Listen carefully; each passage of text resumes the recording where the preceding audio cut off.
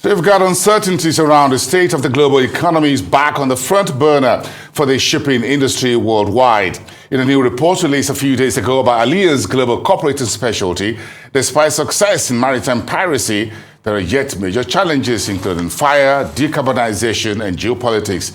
Now joining me for further insights into the new report is Captain Rahul Khanna, who is the Allianz Head of Global Marine Risk Consulting based in New York. Good afternoon to you over there, Captain. It's good to see you again here on the show. Very good to see you again. Thank you Pleasure to be here. Thank you so much. Let's start by, let me ask you, what are the key highlights of this new global shipping report from fire to other challenges in the industry for last year? Talk to me. Yes, the report in its 12th year now, and we have seen consistent fall of total losses in the shipping industry, which works and says a lot about the work that has been done by the industry overall, including all the stakeholders like ship owners, insurance, classification, local authorities. And I think the total losses that have come down to 38 total losses only in last year, 2022, which is about 65% decline from 10 years ago. So I think the industry overall, from a safety record, has been doing very well. The regulatory framework has improved quite a bit. And I think a lot of innovation is being seen in the ship owners, in the ship design and fire protection and other measures. So there's good news overall here, but I think, as you just said, that not all is hunky-dory and there's no sunshine, there are dark clouds on the horizon. I think one of the biggest concerns that we are seeing today is the inflation and downturn, the economic downturn that we are seeing. We have bleak predictions from the Baltic Exchange, who are the agency which is predicting charter rates, and we've already seen, especially in container shipping, the rates have come down. The freight rates have come down by as much as 70 to 80% from their peaks a couple of years ago. So that means there's a lot of pressure on the shipping companies.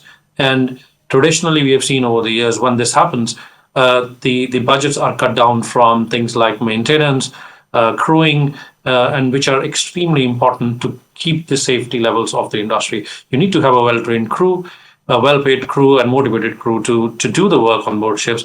And of course, you need to have the best of the services available for the shipping industry. So I think that this whole economic downturn will create a bit of a concern for us. We've also talked about fire being another big hazard for the industry. Now, fire is one of the oldest perils in the industry, but it still remains one of the biggest concerns for us, especially with the container ships and car carriers. And this joins in with the problems of lithium-ion battery fires that we have seen across the world, whether on ships or whether on shore, with the likes of the astronomical increase in things like electric scooter, electric bikes, cars, and etc. But carriage of these lithium-ion battery products, if they are not made properly, if there are manufacturing defects, can lead to big fires. And coupled with the increasing size of the vessel. So we've seen that as a big problem. And then, of course, piracy, as you said, has been like a shining light in here, because we've seen a sharp drop in piracy, especially in the Gulf of Guinea in the last couple of years. It has come down substantially. So we've touched upon quite a few things, but no view of shipping industry is complete without talking about the decarbonization targets that we have. So we talked about that as well. Yes, Captain Rahul, I'm sure we spoke last year around the time when the Russian war in Ukraine was starting and all these issues and all of that. So how is that sector, the global shipping sector, now adjusting to the Russian-Ukraine issues still extending beyond the year? There's Western oil sanctions. What are we seeing around vessels and the movement of oil vessels around the world, whether into Asia, Africa, wherever? Yes, so that remains a volatile area in the sense that we still have about 40 odd ships still trapped in the area. I think around 300 odd seafarers are still on those ships. So there is that risk to ships and life itself, because these assets can be collateral damage in the war, which is still ongoing. So there is one segment of that. The other issue being that the supply chain, especially the products coming in from Ukraine and Russia, are still under problems and under restrictions. The sanction regime, which has been intensified now from the US and the EU and other Western countries has actually forced a lot of Russian and its allies countries to start what we are calling a shadow fleet of tankers to transport the oil, which is under the sanctions regime. So what is causing that is the oil, which is price capped, as well as in some cases it's completely embargoed, is still being traded across between the countries under ships which are spoofing their GPSs, as so called. What they're trying to do is trying to go undetected by any other agency who might be monitoring the situation and transferring oil at sea or going directly into some ports by switching off their identification systems and doing the trade in such a manner. I think some of the estimates are saying there could be as much as 300 to 500 odd ships which are currently trading in under the shadow tanker fleet criteria. Now, what are the problems with this? One of the key problems is because they are trading against the sanctions regimes, they are in effect illegal, and the insurance policies may not be applicable for these. So if you have a problem, for example, where there's extensive damage due to collision or pollution, the insurance companies cannot come and protect the risk and the financial fallout that may happen from these. So that's one big problem.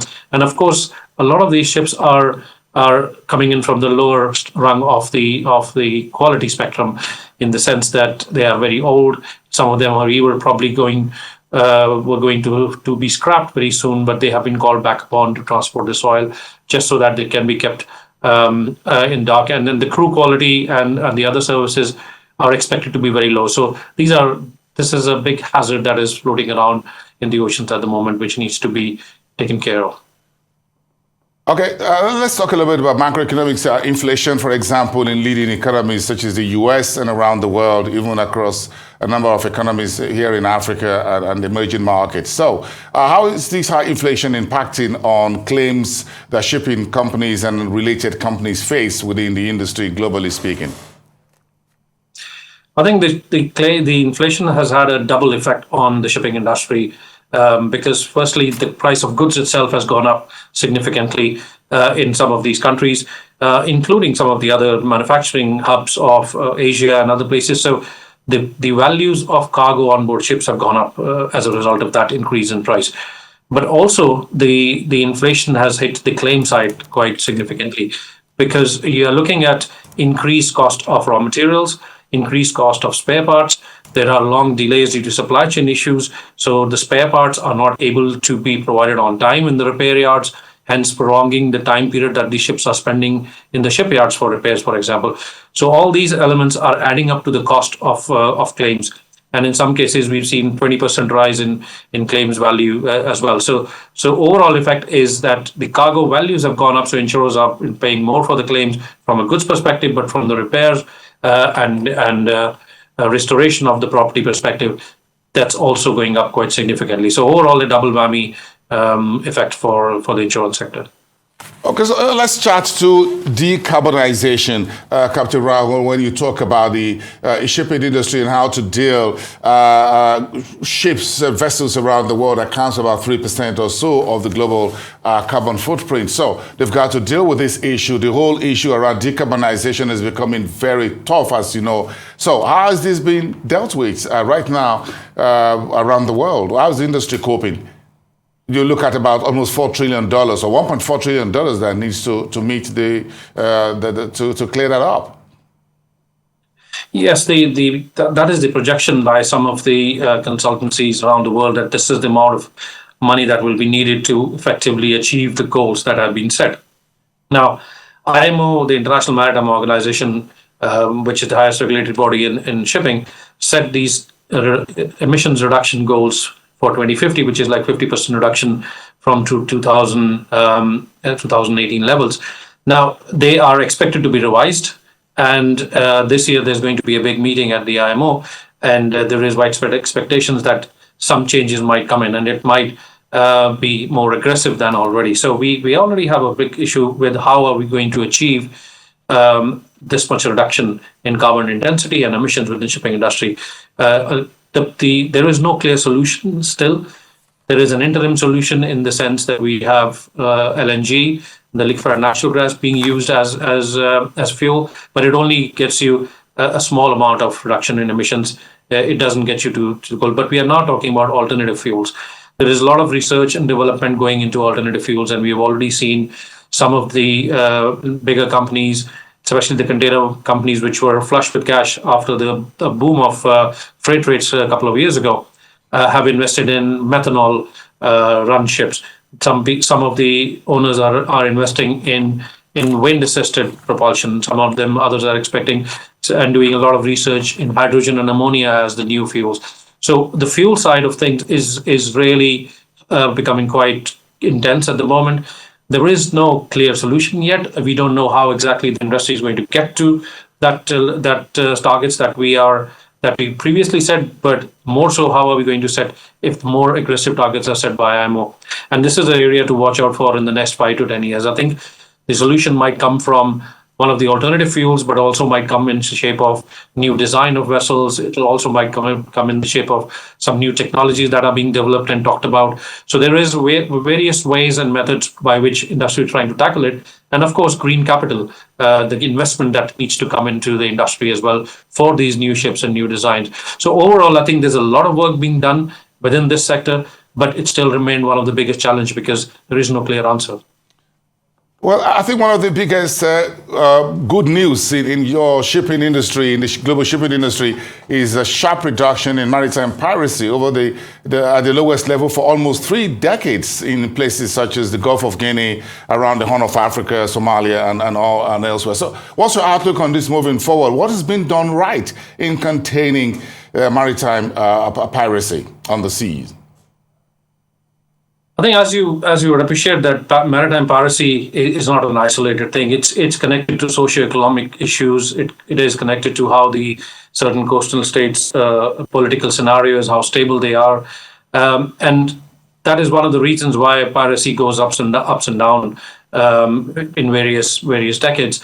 But I think in the last few years, especially in the last 5-7 years, there has been a lot of good work done in collaboration with different countries, and the navies of very many different countries have come together to start patrolling the areas very effectively.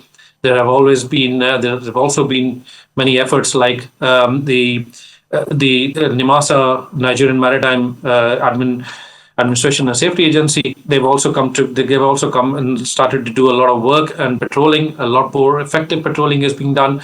There's also the Gulf of Guinea Association Forum, which has also helped in getting the acts together within the region to root out piracy. Having said that, I think the numbers are very good. I think we've seen only 115 incidents in 2022, and Gulf of Guinea has dropped from 35 to 19 incidents in 2022, which is great news, and it's one of the lowest levels, as you already said.